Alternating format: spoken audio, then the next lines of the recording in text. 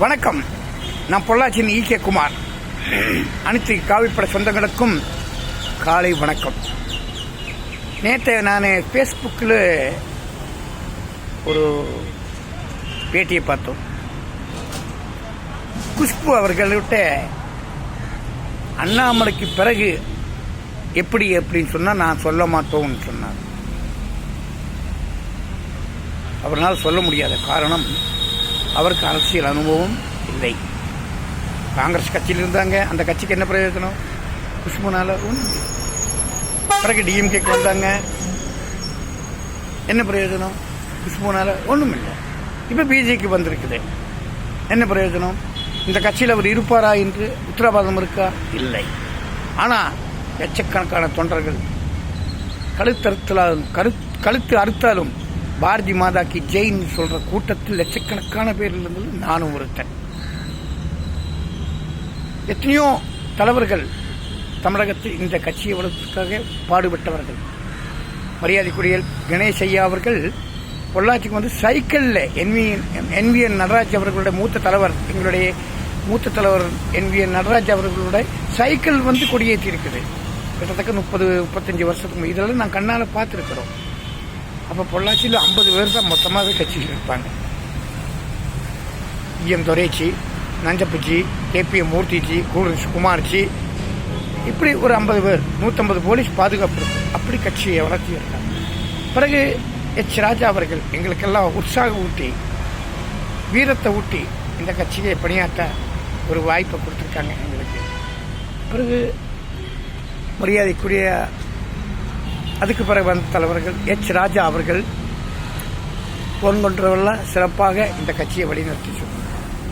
தமிழகத்தில் அனைத்து பிஜேபி தலைவர்களும் இந்த கட்சியை வளர்த்தியதற்கு அரும்பாடுபட்டிருக்குது. ஒரு காலகட்டத்தில் ஒவ்வொரு மாவட்ட தலைவரும் கட்சி பணியாற்றும் போது வீட்டு விட்டு வெளியே வந்தால் உயிரோட போகுமா அப்படிங்கிற நிலைமையில் கட்சி வளர்த்திய தலைவர்கள் ஏராளம். இந்த உயிர் தியாகம் செய்து எத்தனை ஆத்மாக்களுடைய ஆசீர்வாதத்தாலே இந்த கட்சி வளர்ந்திருக்குன்னு சொன்னால் என்ன போன் கொண்டவங்களுக்கு தெரியும். பிறகு அண்ணன் முருகையா வந்தார். வேல் யாத்திரை மூலம் அவர் ஒரு தமிழகத்தை ஒரு வளர்ச்சி பாதை கொண்டு போனார். அக்கா வானதி அக்கா தன் பேச்சாலும் தன் கருத்தாலையும் இந்த கட்சிக்கு வளர்ச்சிக்காக அவரும் அரும்பணியாற்றியவர். அப்படிப்பட்ட இந்த கட்சி அண்ணாமலை எங்களுக்கு RSS இயக்கம் எங்களுக்கு கொடுத்த சொத்து. RSS கொடுத்த சொத்து தான் எங்களுக்கு அண்ணாமலை. அவர் வந்த பிறகு கட்சி வளர்ச்சி அடைஞ்சிருக்க சொன்னால் குஷ்பு, அது நான் சொல்ல மாட்டேன்னு சொல்கிறேன். குஷ்புக்கு நான் சொல்கிறோம், அண்ணாமலை வந்த பிறகு பாரத பிரதமருடைய நலத்திட்டங்களை பட்டி தொட்டி எல்லாம் அனைத்து கிராமங்களிலும் படிக்காத பாமர மக்கள் கூட புரியும்படி எடுத்து சொல்லி கட்சியை மிக வளர்ச்சி பாதையில் கொண்டு போனதில் அண்ணாமலை தலைவர் முக்கிய பங்கு வகிச்சிருக்குன்னு இந்த தமிழ்நாட்டு எதிர்கட்சிகள் கூட சொல்லுவார். திமுக இருந்த தொண்டனை கூட சொல்லுவார். அண்ணன் சீமானன் சொல்லுவார், திருமாவளவன் சொல்லுவார், அத்தனை பேர் சொல்லுவார். அப்போ குஷ்பு அவர்கள் இப்படி ஒரு வன்மத்தோடு பேசியிருப்பதாக சில பதிவுகள் வருது. அது வன்மத்தோடு பேசியிருக்க, ஆனால் வன்மத்தோடு பேசியிருந்தால் குஷ்பு அவர்களை வன்மையாக நான் கண்டிக்கிறோம். ஒரு பொது வழியில் ஒரு தலைவர்கிட்ட பேட்டி கேட்டால் எப்படி பொறுப்பாக பதில் சொல்லணுமோ, மற்ற எதிர்கட்சிகள் சிரிக்கும் அளவுக்கு நீங்கள் விமர்சனத்தை கொண்டு வந்திருக்கீங்கன்னு சொன்னால் வன்மையாக குஷ்பு அவரை இந்த நேரத்தில் நான் வன்மையாக கண்டிக்கிறோம். ஒரு 10 வருஷத்துக்கு மேலே அண்ணாமலைன்னு யாருமே தெரியாது. இவர் தான் தலைவர் அப்படின்னு சொல்லி RSS பிஜேபி அவரை களத்தில் இறக்கியிருக்காங்க. அவர் தலைமை பொறுப்பேற்ற பிறகு பணியாற்றி இருக்குன்னு சொன்னால் ஒவ்வொரு தொண்டனும் சிறப்பாக பணியாற்றி இருக்குன்னு சொல்லுவாங்க. இந்த ஈகே குமார் விட்டு அண்ணாமலை பெருசா கட்சி பெருசான்னா அண்ணாமலை பெருசெல்லாம் கட்சி தான் பெருசுன்னு சொல்லுவாங்க. இதுதான் நினைப்பார். ஒவ்வொரு காவிப்பட உண்மையான காவிப்பட தொண்டர்கள் இதைத்தான் நினைப்பார்.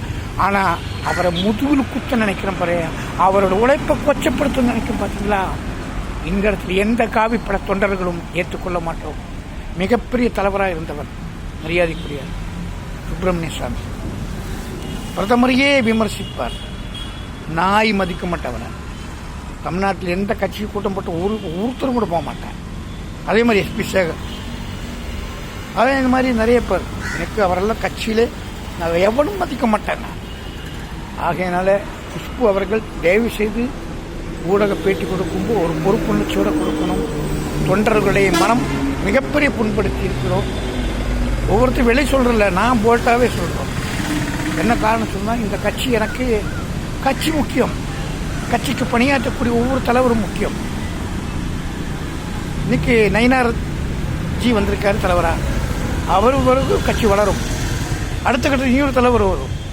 ஆனால் அண்ணாமலையோட பங்கு முக்கிய பங்கு என்பது யாராலும் மறுக்க முடியாது. அவர் உழைப்பை கொச்சப்படுத்த யார் நினைச்சாலும் எதிர் விமர்சனங்கள் வந்து கொண்டிருக்கும். அது கட்சி தலைவர் யாராக இருந்தாலும் சரி. எச் ராஜாலாம் விமர்சிச்சா நாங்கள் எதிர் விமர்சனம் வைக்கத்தான் செய்யும். ஆகையினால குஷ்பு அவருடைய பேட்டி மிக வன்மையாக கண்டிக்கத்தக்கது என்பதை இந்த நேரத்தில் பதிவு செய்கிறோம். அண்ணாமலை எங்களுக்கு RSS இயக்கம் கொடுத்த சொத்து. அதே மாதிரி மரியாதைக்குரிய நயினார் அவர் இந்த பிஜேபியோட சொத்து. நான் தெண்டல், அவர் புயல். ஆகையினால இன்றைக்கு எனக்கு தலைவர் நயினார். அவர் என்ன ஆணைகளோ நாங்கள் பணியாற்றுவோம். ஆனால் முன்னாள் தலைவர் அண்ணாமலை பற்றி வன்மத்தோடு பேசும் யார் பேசினாலும் அது நாங்கள் எதிர் விமர்சனம் கொடுத்ததாகும். அது எங்களுடைய கடமை. அந்த அளவுக்கு இந்த பிஜேபிக்காக 3 ஆண்டு காலம் 60 ஆண்டு வளர்ச்சியை கொண்டு வந்திருக்கிறது அண்ணாமலை என்பது யாரும் மறுக்க முடியாது. ஆகையினால குஷ்பு அவர்கள் ஒரு பொறுப்புணர்ச்சியோடு இருக்கணும் என்பது பணிபுடன் கேட்டுக்கொள்கிறோம். பாரத் மாதா கி ஜெய்.